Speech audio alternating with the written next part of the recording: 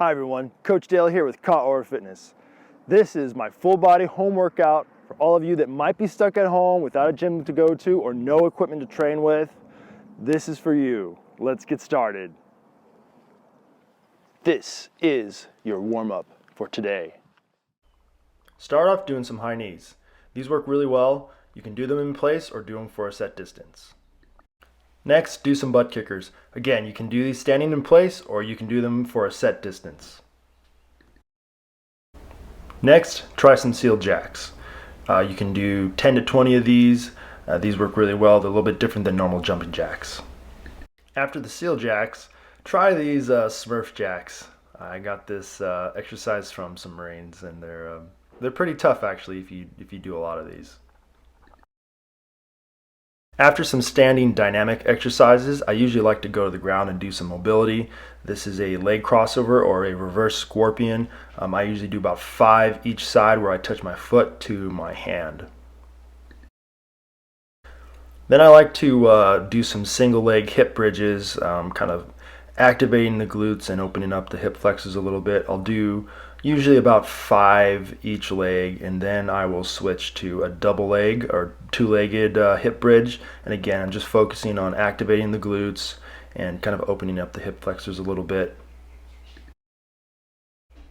After the hip bridge, I'll flip over and I like to do the regular scorpion where you touch your feet to your hands. Again, I'll do about 5 each leg, so 10 total.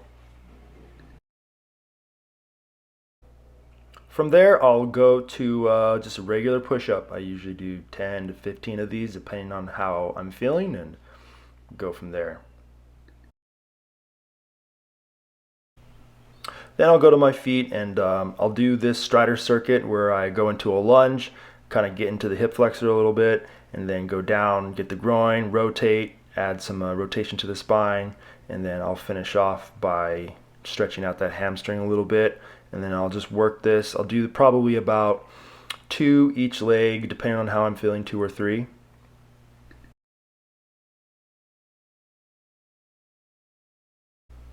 For my final exercise, I'll just do some standard bodyweight squats. Nothing crazy here. I'm just looking for really good form and getting good depth. I usually do about 10 to 15 of these. Just really depends on how I'm feeling, but 10 to 15 should be plenty. On to the main course. For this first part of the main course, we're going to do a lower body circuit. You can do 2 to 5 rounds of this. You got to kind of set your intensity, your volume, kind of pick what's right for you. It's a forward and reverse lunge. I like to do a set amount of repetitions on one leg, so I'll do 10 on the right and then 10 on the left, and just focus on good form. Keep a upright chest and keep your knee over your forward knee over your ankle. After doing 10 reps with each leg with the forward and reverse lunge, do 10 reps with each leg on the side or lateral lunge. You can touch your feet if you want to get a set amount of range of motion. And then again, just focus on good form. After the lunges, bodyweight jump squats. Again, you can kind of set your intensity, your volume with this. I like to do about 20 of these. After the lunges and the jump squats, go straight into a squat. Your legs should be pretty tired right now just from all the lunges and the jump squats. So these bodyweight squats, you're just kind of finishing off your legs. Focus on good form. When you've finished the squats, take a rest, set a recovery for yourself, about 30 seconds to 60 seconds, and then repeat this for 2 to 5 rounds. Once you've completed your lower body circuit, you're going to move on to the upper body circuit. You're going to do 2 to 5 rounds of this, again moving from one exercise to the next. This is the one arm side bridge. Do this for a set amount of time. Pick something that's manageable. You can do 15 seconds aside, 30 seconds aside, a minute aside if you want to be really challenged. And just keep your body tight and stable here.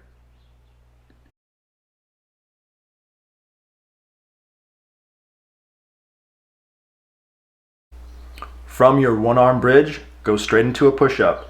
You can try different hand positions. Try to do, for example, 5 reps at a close grip position. Do 5 from a kind of a standard position where your hands are directly under your shoulders, and then do 5 reps from a wide hand position, and just pump these out and keep good form. You know, change the amount of reps according to your fitness level.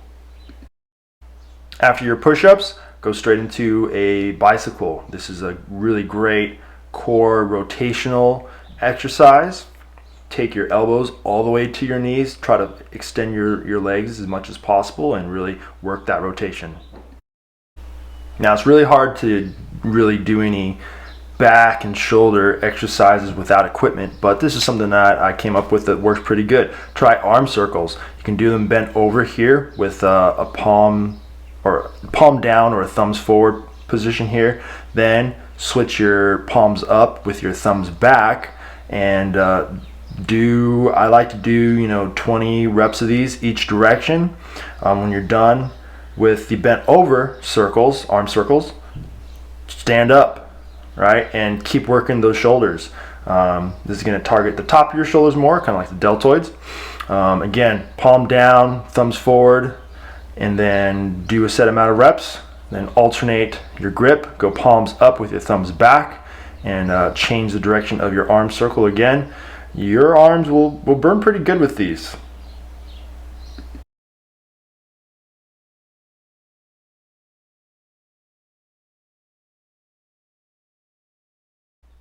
After those arm circles, go to the ground and start doing some leg lifts. Keep your knees locked and keep your head up. Keep your core tight. Activate your abdominals. And I like to do about 15 to 20 of these. Your last exercise of the circuit is going to be push-up plus, or this is scapular protraction and retraction. Keep your elbows locked here, and you're going to kind of do a push-up without bending your elbows. Okay, really all you're doing is scapular protraction and retraction, and these can be pretty tough, especially after you've been working out your upper body. How about a cool down? When you finished your lower body circuit, you've done all the rounds that you want to do. I always like to cool down with a little bit of a static stretch. This is just the hamstrings. You get into your hamstrings here. Hold the stretch for a minimum of 10 seconds.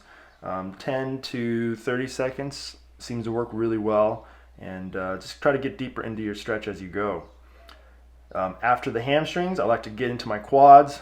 Again, this is actually kind of working your balance a little bit, but focus on rotating your hips forward and pulling your foot as far back into your glutes as possible.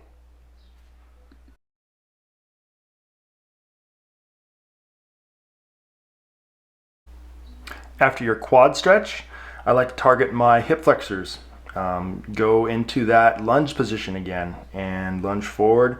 You're going to focus on pushing your hips forward into your hip flexors and leaning back with your upper body. You can kind of change which arms are up, but ultimately just kind of lean back and breathe into that stretch. Don't forget to stretch your calves. This is a really good stretch. This is a pretty standard way to stretch your calves. Push your heel to the ground and hold that stretch. Switch legs and just again focus on pushing your heel to the ground. The last and fifth stretch of my lower body stretch is the pigeon pose, as it's called in yoga. This stretch is really great for stretching out the hips and targeting the glutes and the piriformis muscle. You can see here I'm pretty tight. I can't get my knee all the way to the ground, but that's what your goal is to get that knee close to the ground and just again breathe through this stretch. Now there are better ways to stretch your chest, but without anything around except the ground you're standing on, this is probably one of the only ways that I know. It works fairly well. It's not the best method, but it works in a pinch, even though you might look a little silly. After stretching your chest, you can get into your back a little bit by kind of doing this behind the back elbow stretch. You can target your lats here and your triceps as well.